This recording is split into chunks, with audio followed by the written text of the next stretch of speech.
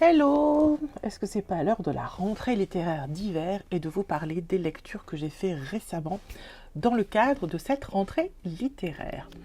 Alors aujourd'hui, je vais vous proposer 4 livres et comme j'en ai déjà lu 2 autres, je vais en lire 2 de plus et comme ça je vous en ferai une deuxième avec 4 autres livres de cette rentrée. Allez, c'est parti!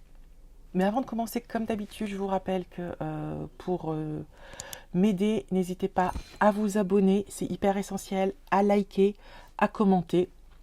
Comme disent les youtubeuses professionnelles, ça aide pour l'algorithme. S'il vous plaît. Un petit peu de mendicité. Merci. Alors, on attaque ce point lecture avec la lecture du livre La langue des choses cachées de Cécile Coulon, qui est un livre que j'ai beaucoup aimé. Alors, dans ce point lecture que je vais vous faire, vous verrez, il y a 3 livres que j'ai vraiment beaucoup aimé et un petit peu moins. Je vous expliquerai pourquoi, mais on commence avec un livre que j'ai vraiment beaucoup aimé. Alors Cécile Coulon, je la connais depuis longtemps, j'ai lu ses premiers textes, j'ai lu ce qu'elle a fait pendant très longtemps. J'avais pas lu son dernier ou ses derniers, je sais plus où je m'étais arrêtée, mais c'est vraiment une autrice que j'aime beaucoup, et c'est aussi une femme que j'aime beaucoup. J'ai eu l'occasion de la recevoir en médiathèque, c'est une femme délicieuse, charmante, intelligente, très très drôle. Qu'est-ce qu'elle a comme humour, très séductrice aussi, elle est absolument charmante. Et voilà. Et j'étais heureuse de la retrouver, en plus à l'Iconoclaste, cette maison d'édition que j'aime vraiment beaucoup. Donc j'étais ravie et ça a été une super lecture. Alors, la langue des choses cachées, alors c'est dur à dire, petit exercice pour ceux qui font du théâtre, la langue des choses cachées. La langue des choses cachées. La langue des choses cachées nous emmène dans un petit hameau qui porte le nom de... Je sais plus. En tout cas, il y a le mot puits dedans. Et je pense que c'est une référence explicite au livre Le Puits de... Bon, je vais faire des recherches parce que là, on n'est pas au point. Alors, recherche faite. Il s'agit d'un livre d'Ivan Répé... J'ai déjà oublié son nom. Et mais vraiment, je sais qu'on est lundi soir, que j'ai fait ma journée de boulot, mais quand même, achète-toi des neurones. Ivan Repila, auteur espagnol.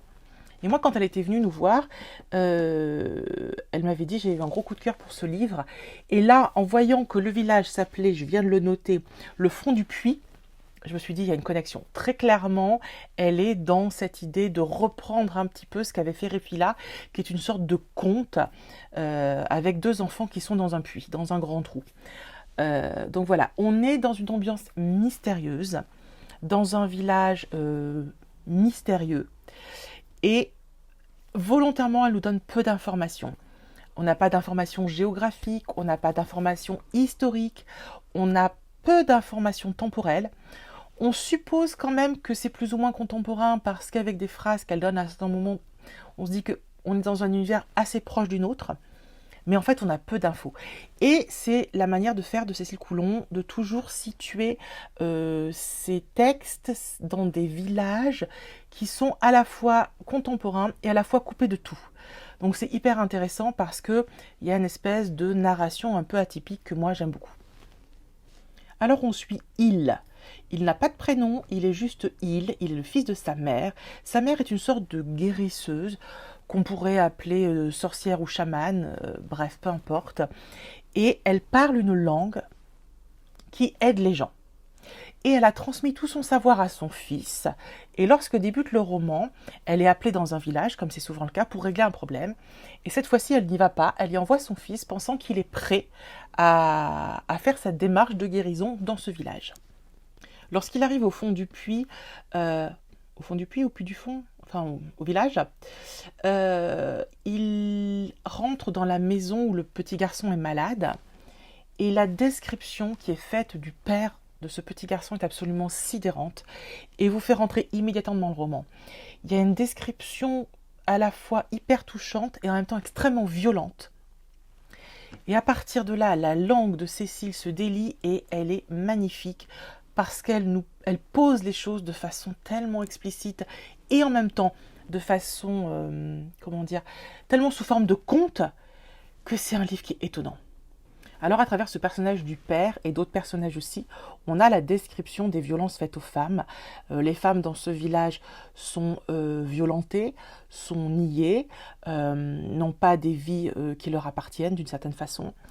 Et la façon Les mots que choisit Cécile Coulon pour en parler sont extrêmement forts, extrêmement touchants. Et pourtant, elle parle ni plus ni moins de viol. Et en même temps, elle y met beaucoup de poésie. C'est assez étonnant, mais c'est assez efficace. Et en tant que femme, moi, j'ai trouvé que ça me parlait beaucoup. Le personnage qui est touchant aussi, c'est le personnage de l'enfant, du guérisseur, de Hill. Il subit des images, des images qui lui viennent malgré lui, qui le mettent dans des états parfois assez forts, assez violents. Et il subit ces images de femmes violentées. Et donc on a un peu ce double regard. On a en même temps la description qu'on voit au premier abord, nous lecteurs, et puis on a la violence que ressent le garçon face à ces images. Donc c'est comme s'il y avait un double effet face à cette violence. C'est assez bien rendu. Là encore, l'intelligence de narration de Cécile Coulon est très forte. Alors évidemment, on est en campagne, c'est la ruralité, c'est noir, c'est sombre, ça suinte la violence, ça suinte le glauque et la noirceur. C'est vraiment... Alors c'est un univers, c'est pas la première fois que Cécile Coulon nous fait quelque chose d'assez noir, mais à ce point-là, je crois que c'est la première fois. Et puis il y a l'aspect un peu fantastique, parce que ce don de guérisseur que je ne saurais vous décrire, il a un côté un peu sorcière moyenâgeuse, et ça donne une ambiance assez particulière et très mystérieuse au roman. Le tout en plus dans un espace-temps indéfini, ça finit d'empiler ce sentiment de mystère, et ce sentiment de mystère est dans mon esprit, est vraiment lié à l'univers du conte. Et je pense que Cécile Coulon, ni plus ni moins, nous livre un conte moderne.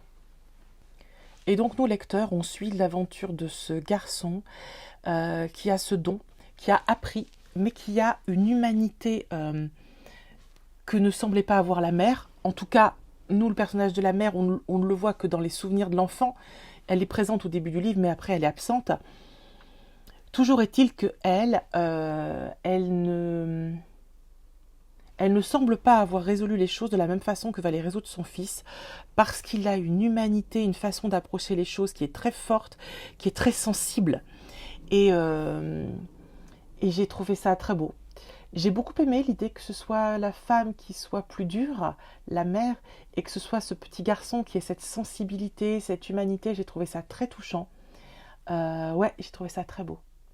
Donc voilà, c'est un très beau conte, extrêmement bien écrit, dans une langue tellement poétique qu'on pourrait presque le classer parmi les recueils de poésie de Cécile Coulon, parce que vraiment il y a énormément de poésie dans cette langue, mais aussi dans les romans, parce que c'est un roman, parce que c'est l'histoire de ce garçon.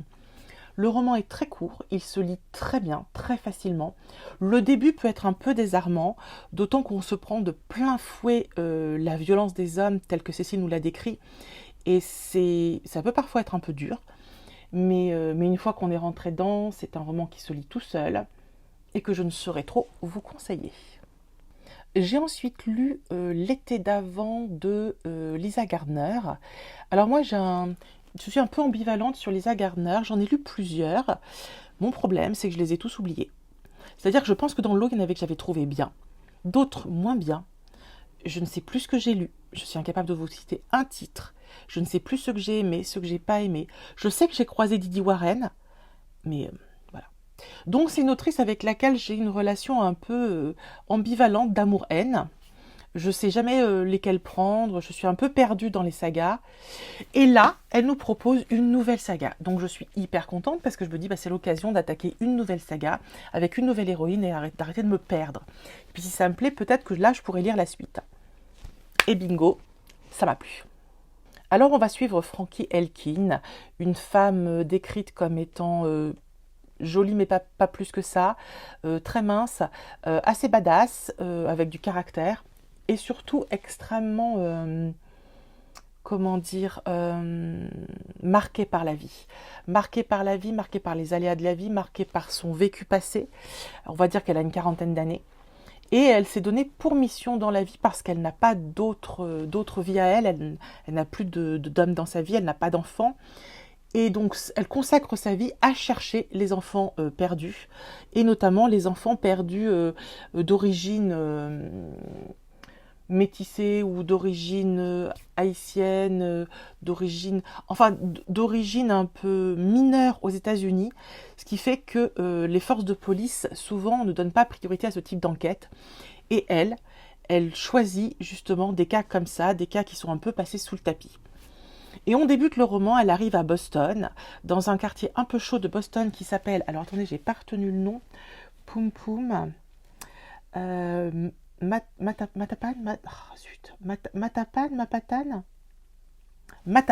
Matapan, voilà, où elle va chercher Angélique Bardot. Donc le nom Angélique Bardot, Bardot EAU, ça sonne assez français. Donc c'est le quartier haïtien. Voilà, donc il y a un peu d'immigration française, c'est assez mélangé. Et cette jeune fille a disparu et Frankie va décider de la rechercher. Elle s'installe en haut, enfin elle offre ses services de serveuse dans un restaurant. Et elle s'installe à l'étage, elle va faire le service 4 jours par semaine, et quand elle ne travaille pas, elle veut mener son enquête. Honnêtement, j'ai adoré... Oh, je suis désolée, il faut que j'arrête de taper ce machin, je fais trop de gestes. J'ai adoré cette lecture. J'ai vraiment accroché sur le personnage féminin, j'ai adoré les personnages autour. Il y a des hommes qui gravitent autour que j'ai trouvé très intéressants, que j'ai beaucoup aimé, notamment son logeur et propriétaire du restaurant, et le flic qui a mené l'enquête sur Angélique Bardot. J'ai trouvé ça bien ficelé, bien amené, intelligemment construit. Et en fait, je me suis prise au jeu. Ah oui, alors ce que je ne vous ai pas dit aussi, entre autres handicaps dans la vie de cette nouvelle héroïne pour Lisa Garner, c'est qu'elle est alcoolique. Et c'est quelque chose qui est très présent dans le roman, aussi bien parce que ça fonde son personnage, sa façon d'être, son caractère, mais aussi parce que... elle est toujours un peu sur le fil, puis elle travaille dans un restaurant-bar, voilà, et donc elle va dans les réunions des alcooliques anonymes. C'est vraiment un sujet omniprésent. Ce personnage est toujours un peu sur le fil, un peu en danger, d'autant plus que le quartier de Matapan est réputé comme étant très dangereux. Il y a d'ailleurs toute une partie du roman qui est consacrée à l'intégration d'une femme blanche dans ce quartier qui n'est constitué que de noirs, d'haïtiens, de toutes sortes d'ethnies, mais il n'y a pas de blancs. Et elle fait tâche. Et en plus, c'est une femme, en plus, elle est toute maigre, donc c'est une proie facile. Et il y a pas mal de passages où on sent qu'elle est en danger, où il y a ce stress de se dire on a une enquêtrice qui peut à tout moment se faire dézinguer. Et d'ailleurs, il y a plusieurs passages qui sont un petit peu rock'n'roll. Donc voilà, donc tout ça constitue un personnage vraiment intéressant, très bien campé, très bien construit, que j'ai beaucoup aimé. Une autre partie du roman est consacrée aussi à son absence de goût pour la technologie. Donc elle a un téléphone portable qui date de l'an 12 et elle est un peu allergique à tout ça. Malheureusement, dans notre société aujourd'hui, on peut plus en faire l'économie, et elle va avoir toute une double relation, d'abord avec le frère d'Angélique, qui est féru de tous ces gadgets et qui connaît super bien les réseaux sociaux, etc. Et puis le flic, qui lui a les ressources de flic et va beaucoup l'aider sur ce qui est technologique. Voilà, donc ce mélange de personnalités différentes, les rapports hommes-femmes, les rapports noir-blanc, les rapports jeunesse-personnes un peu plus âgées, genre moi, par rapport à quelqu'un de... genre mon fils, voilà, le décalage, il est quand même très grand. Voilà, il y a toutes ces relations-là qui se jouent. J'avoue que j'ai été assez étonnée d'aimer autant ma lecture, je ne m'y attendais pas. Quand je lis un polar, j'ai toujours le sentiment que je vais me retrouver, à part si je lis Denis Léane, où je sais que j'ai face à moi un grand auteur, sinon j'ai toujours un peu, surtout Lisa Garner, je ne sais pas pourquoi, j'avais des a priori négatifs, et je me disais que ça allait pas être ma came, et oh surprise, ça a carrément été ma came, et j'ai passé un très très bon moment, et voilà. Alors, je vous dis ça du haut vraiment de ma non-expertise en polar. Cependant, j'en ai lu quand même pas mal. J'arrive à reconnaître un mauvais polar quand je le croise. Je ne sais pas si celui-ci est un bon polar, mais je peux vous dire que ce n'est pas un mauvais polar. Parce que j'en ai lu des mauvais polars. Donc là, non, on est vraiment sur un polar addictif. Hyper bien construit, les personnages sont top, l'enquête est hyper sympa. Non, vraiment, si vous avez envie de vous faire plaisir, je ne peux que vous le recommander. Et je lirai la suite, s'il y en a une. Si c'est vraiment un nouveau personnage qu'elle va alimenter dans plusieurs romans, eh bien, je prends. Alors, le roman suivant, c'est un roman dont j'ai très envie de vous parler, mais qui va être très compliqué à décortiquer. C'est un roman qui m'a bouleversée, c'est un roman qui m'a beaucoup plu, mais que je ne saurais pas vendre. Ça va être difficile à vendre. Mais vraiment, c'est pas un coup de cœur, parce que c'est compliqué d'avoir un coup de cœur pour ce roman-là, parce que c'est presque pas un roman au demeurant, mais c'est un roman, oui, on va dire un roman incroyable. Il s'agit de American Mother. Et, ok, je vais m'y coller, je vais essayer de vous en parler. Je ne peux pas vous promettre que ce sera fabuleux, mais je peux vous promettre que c'est un roman passionnant et que de toute façon, il faudrait vous y intéresser. Alors, on va partir sur des événements absolument pas seulement tragiques, mais aussi abominables, affreux, abjects, infects et absolument impensables. On remonte en août 2014, lorsque le journaliste Jim Foley... oups, pourquoi mon truc a disparu? Excusez-moi, j'ai un problème avec ma caméra. Lorsque le journaliste Jim Foley est assassiné par l'État islamique, et son assassinat est filmé en direct, il le décapite. Et il pose sa tête sur son corps, et cette vidéo a été balancée sur les réseaux sociaux. Et les parents de Jim Foley ont vu cette vidéo. Et ont vu la photo du corps de leur fils avec sa tête posée dessus. Je pense qu'en matière de crime, je ne peux pas imaginer qu'on puisse vivre quelque chose de pire. Perdre son enfant, déjà pour moi, on est sur du level XXL, mais alors là, voilà. Et donc, merde, comment il s'appelle? Colum McCann. Oui, c'est ça, Colum McCann, que je n'ai jamais lu, hein, qui est un auteur irlandais qui vit à New York, qui a vraiment bonne presse, et je pense qu'il faudrait que je m'intéresse à lui. A suivi pendant 1 an Diane Foley, la mère de Jim Foley, pour essayer avec elle, à 4 mains, à 2, de voir comment retranscrire son vécu à elle, ce qu'elle a ressenti. Et ce livre est d'une puissance. Alors bien sûr, oula, encore des problèmes de caméra. Oui, alors, on pourrait réduire ce livre à sa violence. Et la violence est extrême. La violence... la barbarie, le manque d'humanisme, le manque d'humanité à laquelle on est confronté est une part importante du livre, mais le réduire à ça serait une erreur. C'est un livre qui a une portée beaucoup plus forte, beaucoup plus humaniste et beaucoup plus philosophique. D'ailleurs, le livre s'appelle American Mother parce que c'est la mère qu'on suit et pas le fils. Alors bien sûr, il a une place extrêmement importante, et évidemment, mais tout nous est retranscrit à travers l'idée que sa mère se faisait de son fils. C'est pas Jim Foley qui nous raconte sa vie, c'est sa mère. Alors le roman est découpé en 3 parties. La première partie, elle est absolument sidérante, je ne m'attendais pas à ça. Ça nous raconte l'histoire de la justice américaine qui propose à Diane Foley de rencontrer un des meurtriers de son fils. Ils étaient 3 ou 4, et un de ceux qui a participé à cette propagande islamique et à cet assassinat filmé, balancé sur les réseaux sociaux. Voilà, il lui propose, ainsi qu'à d'autres personnes qui ont pu subir des pertes de leurs enfants. Tout le monde refuse, sauf Diane Foley qui accepte de le rencontrer. Elle va donc rencontrer Alexandra Coté, et on va dans cette première partie suivre la rencontre et tout ce qu'il y a autour, les personnages, la façon dont les choses se font, parce que c'est la mère qui raconte, donc elle nous décrit aussi la veille, le lendemain, le matin, par petits morcellement, et ce qu'elle ressent face à lui. En fait, comme tout est vu à travers ses yeux, tout est interprété par elle. Mais c'est hyper intéressant. C'est hyper intéressant parce que du coup, comme c'est un personnage féminin hyper généreux, altruiste, philosophiquement investi dans l'humanité, à chercher où est le pardon. Diane Foley est une femme extrêmement religieuse, catholique, pratiquante. Vraiment, la religion a une place importante dans le livre. Et j'ai envie de dire que c'est la partie la plus intéressante de la religion, c'est celle qui est généreuse, empathique, qui est dans le pardon, dans l'écoute, dans la bienveillance. Et Diane Foley, elle est tout ça. Et lorsqu'elle est face à cet homme, la description des échanges est assez sidérante.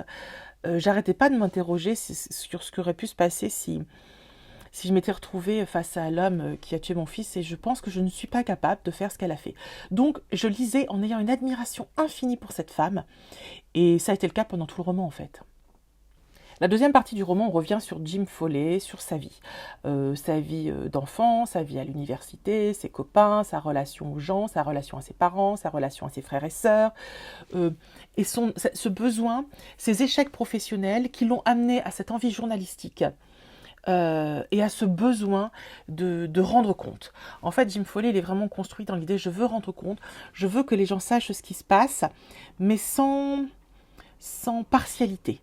Il avait vraiment envie de rendre compte avec justesse de ce qui pouvait se passer dans certains pays.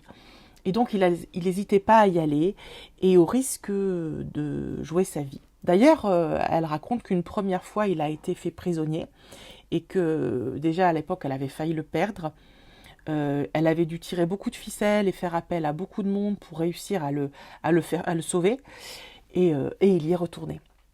Et il y a le moment où on ne peut pas s'empêcher de se dire « Mais pourquoi il y est retourné ? Mais pourquoi ?» Et même elle a dû se le dire tellement souvent. Et il y est retourné parce qu'il avait ce besoin d'écrire, ce besoin de rendre compte, de rendre justice à ces gens-là. Et la façon dont elle en parle est extrêmement intéressante. C'est en même temps très pragmatique et en même temps très mystique. Il y a la partie très religieuse où elle est vraiment dans un espèce de fantasme de bien faire les choses. Et puis il y a la partie très pratique où là elle vous raconte vraiment ce qu'elle a vécu. Et d'ailleurs ça fait un peu mal. Moi ça m'a fait vraiment mal parce que il y a une grande partie du livre qui est consacrée à la politique, et elle explique que donc ça se passe à l'époque sous Obama, et elle dit « Moi j'ai voté pour Obama, je croyais en lui, et il m'a déçue par son absence de politique pour récupérer les otages. » Elle dit la France, et c'est vrai, l'Italie, l'Espagne, non pas l'Angleterre, l'Allemagne, payent des rançons pour récupérer les otages, et nous on le fait pas. Et en fait, ce qui se passe, c'est qu'à un moment donné, les États-Unis vont se battre pour récupérer les otages, mais uniquement des militaires. Et par contre, tous les humanitaires et les journalistes, en fait, ils les laissent. Ils ne payent pas les rançons pour ceux qui ne sont pas militaires.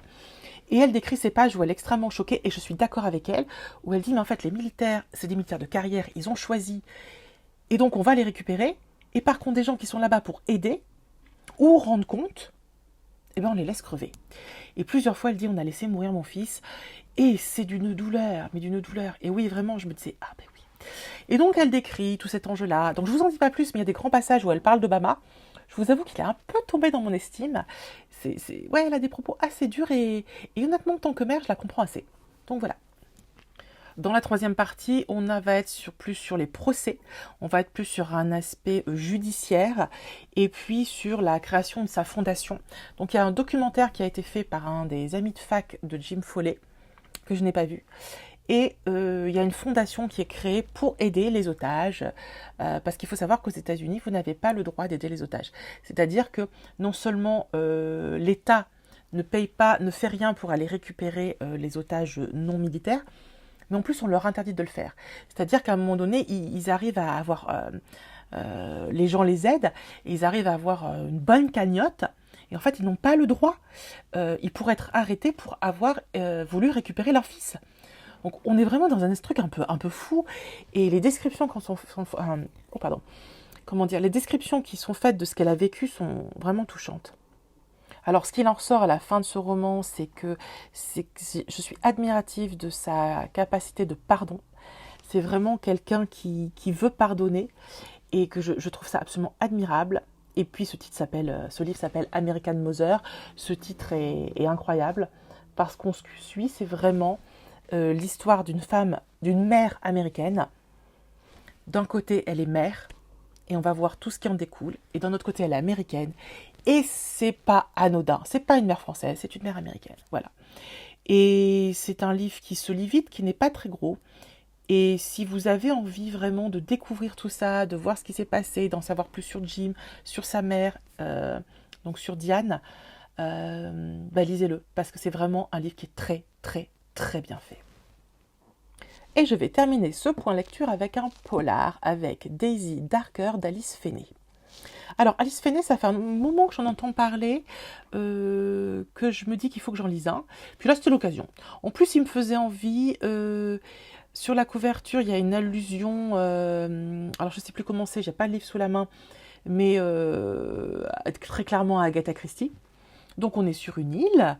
On va suivre une jeune femme. Alors, attendez, elle arrive chez sa grand-mère. Donc, on suit elle, sa grand-mère, sa mère, son père, donc ils sont divorcés, et ses deux sœurs. Elle est la plus petite, et elle nous parle de ses deux sœurs plus grandes, et d'un jeune homme qu'elles ont connu dans leur enfance, et qui vient ce jour-là dans le manoir de la grand-mère. Donc ils sont sur une île, dans ce manoir, tous réunis, et ils le savent, hein, il y a des marées, et quand il y a des marées, l'île elle est coupée de la terre, donc on ne peut plus revenir. Et ce jour-là, il y a une tempête, donc on ne peut même plus rejoindre la terre en bateau. Donc, typiquement, ils sont enfermés dans ce manoir et les gens vont commencer à mourir. Voilà. Vous voyez tout à fait le lien avec Agatha Christie et c'est ce qui m'a attirée à la base. Alors au début, j'ai eu beaucoup d'espoir sur ce livre parce que les personnages étaient intéressants. La mère glaciale, le père voyageur, coureur de jupons, musicien. Les frangines, il y en a une qui est... Ah oui, non, pardon, j'oublie un personnage. Il y a la fille d'une des filles, une gamine de 15-16 ans. Et donc voilà. Et donc il y a une sœur qui est sympa, la sœur aînée, un peu particulière. Il y a la deuxième sœur qui est juste abominaffreuse, mais qui a une fille de 15-16 ans qui est absolument adorable, de qui l'héroïne, qui est la troisième fille, est très proche. Il y a donc la mère, le père, la grand-mère qui est hyper adorable, hyper touchante, et il y a donc ce jeune homme dont on découvre l'aventure et les relations avec le reste de la famille en lisant le roman. Là où pour moi ce roman était un échec, c'est qu'à la lecture, j'ai nettement préféré les parties dans le passé. J'ai aimé redécouvrir la construction familiale, savoir qui était ce jeune homme, savoir pourquoi les parents avaient divorcé, savoir pourquoi est-ce que les trois sœurs se détestent, savoir pourquoi une des sœurs a un enfant mais il n'y a pas de père. C'est plutôt ce mystère-là qui m'a intéressée, plus que de savoir pourquoi ils mouraient les uns après les autres. D'autant que j'avais subodoré un truc à un moment donné, et j'avais bon. Alors, il y a deux grosses révélations finales. La première, je l'avais trouvée, la deuxième, je ne l'avais pas trouvée. Cependant, je n'ai pas été époustouflasse. Non, ça ne m'a pas tourneboulé la cervelle. J'ai vraiment plus aimé la construction du passé, que j'ai trouvé beaucoup plus intéressante. De même que ce côté un peu manoir, mystérieux. Alors moi, je dois avoir un kiff. Je vous ai parlé déjà de ce livre, là, La rentrée littéraire, où il y avait ce magnifique manoir. Et bien la rebelote, j'ai un kiff sur les manoirs mystérieux, avec les parquets qui grincent, les portes qui claquent mystérieusement et tout ça. Et voilà, donc ça j'ai aimé, l'ambiance. Après, j'ai trouvé que ça s'effilochait un peu. Ça m'a tenu en haleine par l'enquête, mais voilà, pas le livre de l'année, un petit polar sympa qu'on peut lire avec plaisir, mais voilà. Alors, je ne sais pas comment sont les autres romans d'Alice Feney. Si vous en avez lu, n'hésitez pas à me le dire. Est-ce que ça vaut le coup que je m'y penche encore? Est-ce que c'est vraiment une autrice de polar intéressante ou pas? Celui-ci, je l'ai lu avec intérêt, mais il ne me donne pas envie d'aller voir plus loin. J'ai pas été assez séduite pour avoir envie d'aller voir plus loin. Voilà, donc j'en ressors avec un sentiment mitigé. C'est pas un flop, mais voilà, je dirais que tout simplement, j'ai pas passé un mauvais moment, mais probablement que je l'oublierai très vite. Voilà. C'en est fini pour ce point lecture. Je peux vous dire que dans le prochain, j'ai déjà lu 2 romans et ça a été 2 super lectures, dont un immense coup de cœur. Donc je suis impatiente d'en lire 2 de plus et de vous faire un nouveau point lecture sur cette rentrée littéraire où quand même, je dois le dire, j'ai la main heureuse et je lis des très bonnes choses.